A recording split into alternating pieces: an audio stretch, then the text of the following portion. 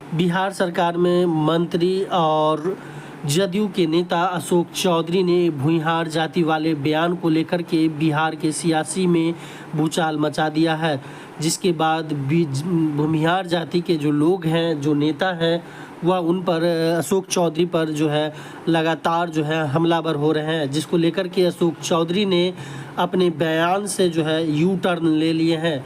जहां जहानाबाद में भूमिहारों पर दिए गए भाषण पर बोले अशोक चौधरी कि कुछ लोग पार्टी में रहकर पार्टी को कमज़ोर कर रहे हैं, पार्टी को जात के नाम पर बांट रहे हैं। बिना नाम लिए हुए अशोक चौधरी ने जदयू एमएलसी पर नीरज कुमार पर निशाना साधा। उन्होंने कहा कि हमने किसी जाति विशेष को ठेस नहीं पहुंचाया। जनता दल यू में रहते हुए कुछ लोग 2024 लोकसभा चुनाव में पार्टी का साथ नहीं दिया। मेरे पूरे बयान में देख लीजिए, कहीं भी किसी जाति पर कुछ गलत नहीं कहा हूँ। साथ ही उन्होंने कहा कि जब चुनाव हो रहे थे तो लोग लल्लन सिंह को मुंगेर में भूमिहार बना दिया। सुनिए क्या कुछ कह रहे हैं अशोक चौधरी, मंत्री बिहार सरकार। जनता दल में रहते हुए जो लोग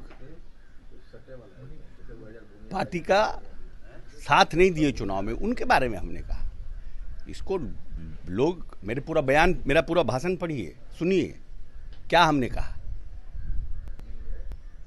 हम तो ये भी कहते हैं ललन बाबू को मुंगेर में लोग भूमिहार बना दिया, इनको चंद्रवंशी बना दिया, वहाँ अति पिछड़ा वोट नहीं किया। जीवन भर मंडल कमीशन से लेकर के नीतीश कुमार के समता काल से लोग ललन बाबू अति पिछड़ा के लड़ते रहे। अब आपको चुनाव के समय बना दिया, अशोक महतो को वोट कर दिए। हम उस भावना के खिलाफ बोल रहे हैं ना।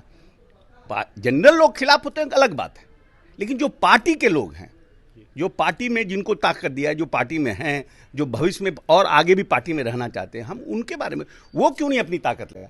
हमको 5% वोट आता है, हमको 10% वोट, कम से कम हमको लगता है ना भाई अपने लोग लगे हुए हैं।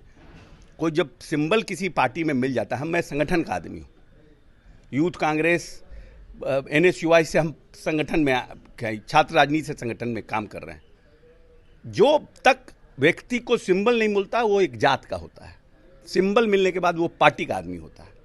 और पार्टी को भी आप जात में बांटिएगा, मेरा तो बोलने का भाव वही था ना जी। लेकिन अब है कि कुछ लोग को लगता है कि हम शंकराचार्य हैं। क्या तो ये भी जा रहा है कि आप अपने दामाद के लिए घोसी सीट चाहते हैं? उनके लिए घोसी चाहते हैं? हमारे साइन कुणाल हो गए हैं, क्या नाम है, कमला हैरिस, पुतिन, कि जहां हम जाते हैं, जहानाबाद गए तो घोसी लड़ाना चाहते हैं, बरबीघा जाते हैं तो कहते हैं बरबीघा लड़ाना चाहते हैं, समस्तीपुर जाते हैं तो कहते हैं वहाँ लड़ाना चाहते हैं। अरे बेचारा लॉ करके अपना लॉ फर्म चला रहा है, उनको चलाने दीजिए। अब हमारे कंधा पर बैठ के हमारा दामाद का शिकार मत करिए, ये सब गलत राजनीति है। आखिरी सवाल है, कह रहे हैं कि आपका जो बयान था उसमें ये आप कहें कि भूमिहार को हम अच्छे से जानते हैं, इसको लेकर अच्छे से जानते हैं इसलिए कि भूमिहार के जो लोग हैं, मेरे पिताजी महेश बाबू और श्री बाबू के साथ, मेरे पिताजी को श्री बाबू ने पढ़ाया। पहला इस प्रदेश में 25 लाख रुपया का मुख्यमंत्री ग्रांट मेरे पिताजी को श्री बाबू ने दिया है। काहे के लिए? उन्होंने कहा कि लॉ कभी मत छोड़ना, राजनीति का कोई ठिकाना नहीं है, कि तुम जूता गौन कपड़ा पहनो और हाईकोर्ट में जाके प्रैक्टिस भी करो। तो मैं क्या कहा, मेरा भाव था कि हम भूमिहारों को बहुत अच्छी तरह से जानते हैं। हमने ये भी कहा कि हम अपने बेटी का ब्याह किए हैं भूमिहार में। तो ये तो हम समाज के प्रति अच्छी बात बोल रहे हैं कि बुरी बात बोल रहे हैं? कुणाल साहब से बड़ा कोई प्रतिष्ठित व्यक्ति